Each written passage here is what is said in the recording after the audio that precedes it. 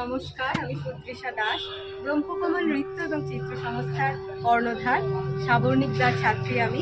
আমাদের একটি নতুন প্রজেক্ট আসতে চলেছে যার নাম দুর্গা। মহালয়ার ভোরে দাদার ইউটিউব চ্যানেলে আপনারা সবাই দেখতে পাবেন আমাদের এতদিনের পরিশ্রম, এতদিনের একটি কাজ আপনারা দেখবেন, আপনাদের মতামত জানাবেন, লাইক করবেন, শেয়ার করবেন যদি ভালো লাগে এবং সাবস্ক্রাইব করে রাখবেন চ্যানেলটিকে, যাতে আরও পরবর্তী আমাদের কাজ আপনারা দেখতে পারেন। নমস্কার।